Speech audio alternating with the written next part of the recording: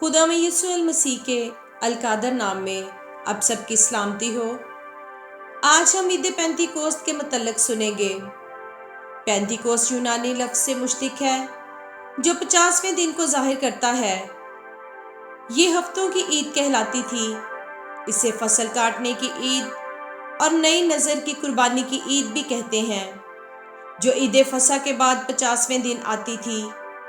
یہ تہوار آخری فصل یعنی جو کے پکنے پر اس کے پہلے پھل کو مقررہ رسومات کے ساتھ گزرانا جاتا تھا۔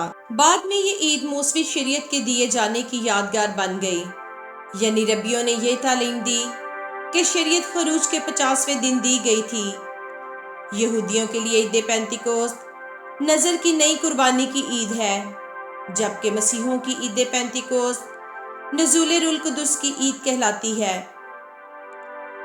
جب خداوند یسوع مسیح زیتون کے پہاڑ پر اوپر اٹھایا گیا، اس دن خداوند نے شاگردوں کو حکم دیا کہ یروشلم سے باہر نہ جاؤ، بلکہ باپ کے اس وعدہ کے پورا ہونے کے منتظر رہو جس کا ذکر تم مجھ سے سن چکے ہو، کیونکہ مقدس یوحنا نے تو پانی سے بپتسمہ دیا، مگر تم تھوڑے دنوں کے بعد روح القدس سے بپتسمہ پاؤ گے۔ لیکن جب روح القدس تم پر نازل ہوگا تو تم قوت پاؤ گے، اور یروشلم اور تمام یہودیہ اور سامریہ میں بلکہ زمین کی انتہا تک میرے گواہ ہوگے۔ اور وہ بالا خانہ میں سب کے سب چند عورتوں اور خدا میں یسوع مسیح کی ماں مقدسہ مریم اور اس کے بھائیوں کے ساتھ تخمیناً 120 کی جماعت کے ساتھ ایک دل ہو کر دعا میں مشغول رہے۔ جب عید پینتی کوست کا دن آیا تو وہ سب ایک دل یعنی ایک ذہن ہو کر دعا کر رہے تھے کہ یک آسمان سے ایک ایسی آواز آئی جیسے زور کی آندھی کا سناٹا ہوتا ہے، اور اس سے سارا گھر جہاں وہ بیٹھے تھے گونج گیا، اور انہیں آگ کے شعلہ کسی پھٹتی ہوئی زبانیں دکھائی دی، اور ان میں سے ہر ایک پر آ ٹھہری، اور وہ سب روح القدس سے بھر گئے اور غیر زبانیں بولنے لگے جس طرح روح نے انہیں بولنے کی طاقت بخشی۔ عید پینتی کوست کے دن 120 کی جماعت نے روح القدس کا تجربہ حاصل کیا۔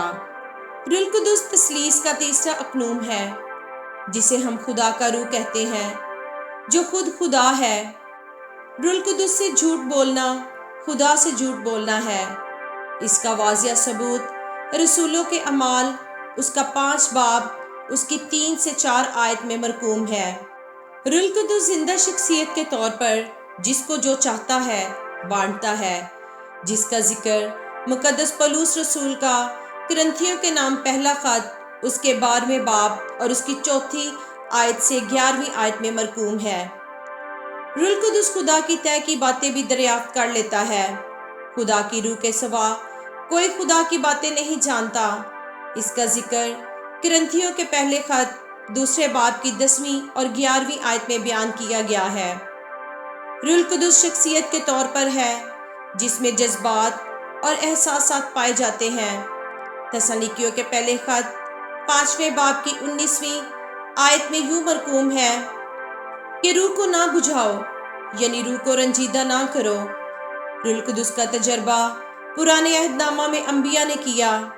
گنتی کی کتاب اس کا 11واں باب اور اس کی 29 آیت میں مقدس موسیٰ نے کہا، کاش خداوند کے سب لوگ نبی ہوتے اور خداوند اپنی روح ان سب میں ڈالتا، جس کی پیشن گوئی یوئیل نبی نے کی کہ اور اس کے بعد میں ہر فرد بشر پر اپنی روح نازل کروں گا، اور تمہارے بیٹے بیٹیاں نبوت کریں گے، اور تمہارے بوڑھے خواب اور جوان رویا دیکھیں گے، بلکہ میں ان ایام میں غلاموں اور لونڈیوں پر اپنی روح نازل کروں گا۔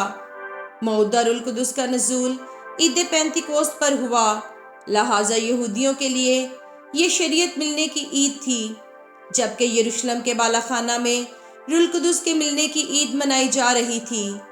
جیسے بابل کے برج بنانے میں زبانوں میں اختلاف ڈالا گیا کہ وہ ایک دوسرے کی بات نہ سمجھ سکیں، روح القدس کے نزول کے وقت ہر کوئی یہ سمجھ رہا تھا کہ ہر کوئی اپنے وطن کی زبان سمجھ رہا تھا، یعنی ایک بولتا تھا اور مختلف زبانوں والے سمجھ رہے تھے کہ یہ میری زبان بول رہا ہے۔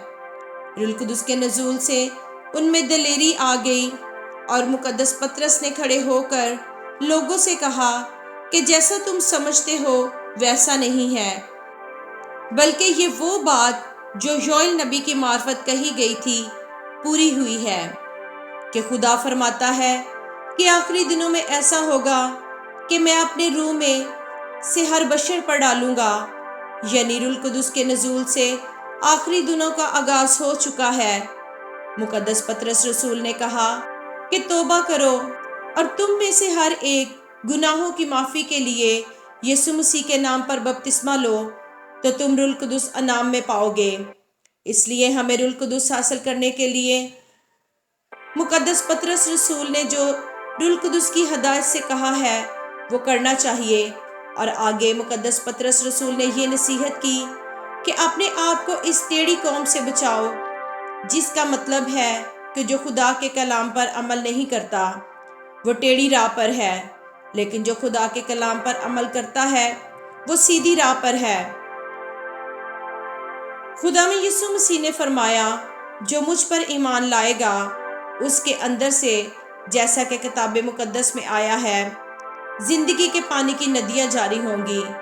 اس نے یہ بات روح کی بابت کہی، یعنی روح القدس کو پانے کے لیے خدا میں یسوع مسیح پر ایمان لانا ضروری ہے۔